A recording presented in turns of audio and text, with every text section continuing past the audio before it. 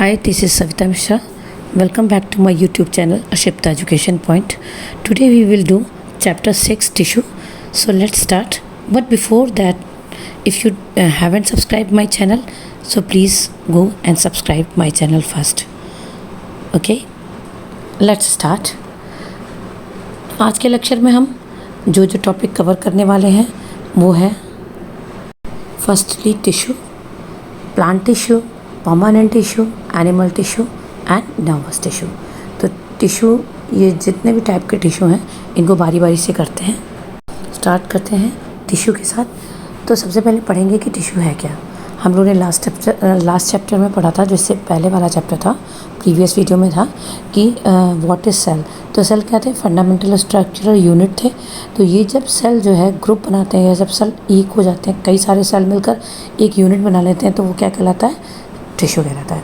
तो इसको पढ़ते हैं। A group of cell having similar shape and function.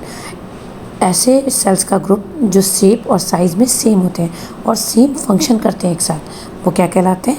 वो तो ये टिश्यू कहलाते हैं। एक यहाँ पे साइकिल गिवन है और ये हम लोगों ने लास्ट चैप्टर में पढ़ी थी कि सेल होते हैं, जब सेल एक साथ आते हैं तो वो टिश्यू बना लेते हैं, और ये टिश्यू जब एक साथ होते हैं तो ये ऑर्गन्स बना लेते हैं, और ये ऑर्गन्स जब एक साथ जुड़कर काम करते हैं तो ये एक ऑर्गन सिस्टम बना लेते हैं, और ये ऑर्गन सिस्टम जब कंप्लीट हो जाती है तो एक ऑर्गेनिज्म बन जाता है। ठीक है, जैसे एनिमल्स, ह्यूमन बीइंग, है ना, कोई भी हो सकता है, प्लांट। तो ये सारे ऑर्गन सिस्टम कंप्लीट हो जाते हैं जब, तो ये ऑर्गेनिज्म बन जाते हैं। इसके बाद आते हैं प्लांट टिश्यू के बारे में।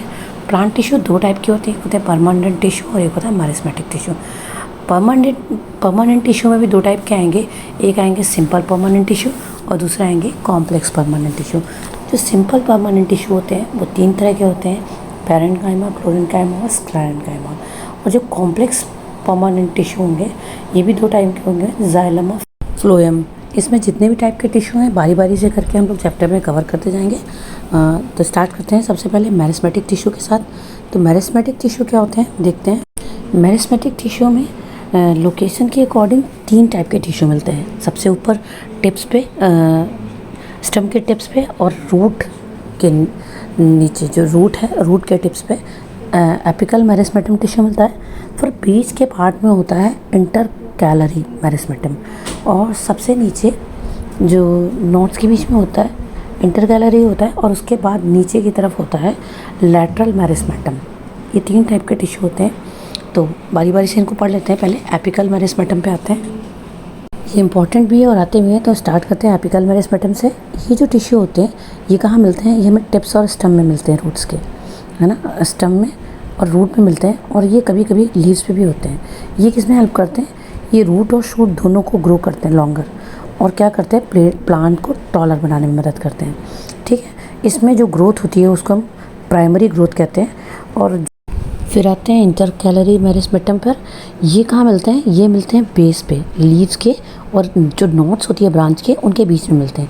ये जो नोट्स के बीच का पार्ट होता है ना, उसको क्या करते हैं? ये ग्रो करते हैं लॉन्गर। ठीक है, फिर थर्ड टाइप के आते हैं लैटरल मेरिस्मेटम। ये नीचे मिलते हैं, और ये क्या करते हैं? ये रूट और स्टम दोनों को थिकर बनाते हैं। ठीक है, और ये जो थिकनिंग होती है इसे हम सेकेंडरी ग्रोथ के नाम से जानते हैं। इसके बाद आगे चलते हैं। अब ये क्वेश्चन है, how do meristematic tissue contribute to the healing of wound in plant. तो प्लांट भी कभी कभी क्या होता है, इनको भी चोट लग जाती है। कभी कभी जो लोग डाली खींचते हैं या डाली पकड़ के झूलते हैं तो डाली टूट जाती है, या कभी कभी कोई जो है किसी चीज़ से प्लांट पर वो करते हैं, मतलब उसको शॉर्ट करने के लिए काटते हैं, तो वहाँ पे भी चोट लग जाती है। तो होता क्या है कि इसको सही करने का काम कौन करता है? Meristematic tissue. क्यों? क्योंकि इनकी एक प्रॉपर्टी होती है कि ये डिवाइड कर सकते हैं। तो ये डिवाइड हो जाते हैं, तो इसी से ये क्या करते हैं? प्लांट को हीलिंग करते हैं। ठीक है, आगे चलते हैं। परमानेंट टिश्यू जो होते हैं ये कंपोज होते हैं उन सेल से जिन्होंने अपनी जो है कैपेसिटी खो दी होती है डिवाइड करने की, यानी वो अब डिवाइड नहीं हो सकते, तो वो परमानेंट टिश्यू में चेंज आते हैं। ये अलग अलग शेप के होते हैं, साइज़ के होते हैं, और इनकी थिकनेस भी अलग होती है। जो परमानेंट टिश्यू होते हैं ये या तो डेड सेल होते हैं या फिर लिविंग सेल भी होते हैं कभी कभी। जो डिवीज़न होता है अलग अलग सेल का, ये जो है मेरिस्मेटिक टिश्यू की वजह से होता है, और यही जो है बाद में परमानेंट टिश्यू में चेंज हो जाते हैं।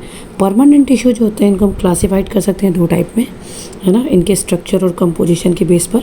तो एक होते हैं सिंपल परमानेंट टिश्यू और दूसरे होते हैं complex permanent tissue. Permanent tissue बता चुके हैं, दो टाइप के होते हैं, सिंपल परमानेंट टिश्यू और कॉम्प्लेक्स परमानेंट टिश्यू। अभी जो सिंपल परमानेंट टिश्यू है ये भी तीन टाइप के होते हैं, ये पैरेन्काइमा, कोलेनकाइमा और स्क्लेरेन्काइमा।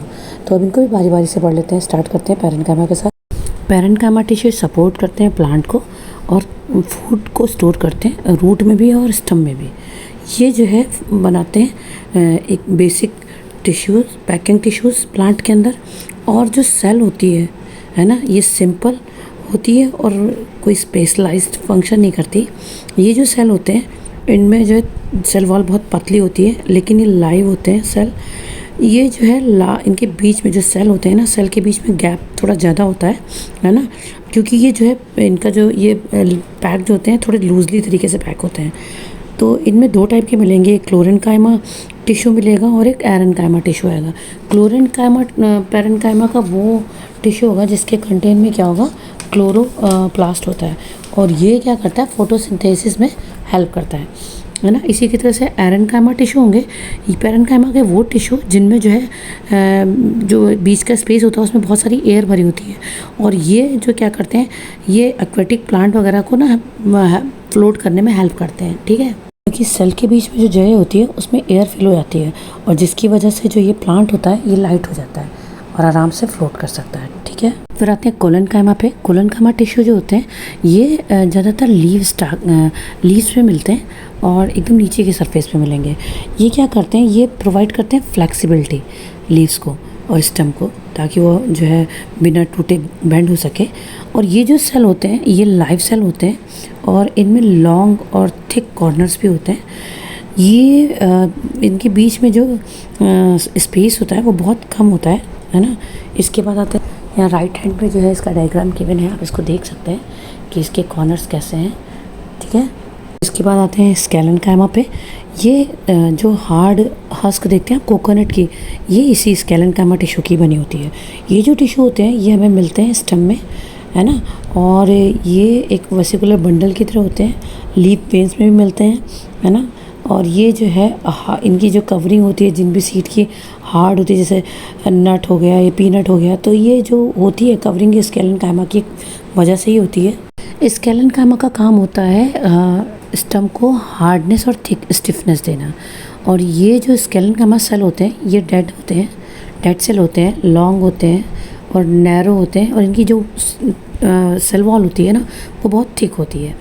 जो वॉल होती है ये जो थिक होती है ये क्या करती है, ये जो है लिग्निन की बनी होती है ना। और ये जो लिग्निन होता है ना ये क्या करता है, ये इसकी वजह से जो पेड़ के स्टम होते हैं ना वो बहुत स्ट्रांग हो जाते हैं।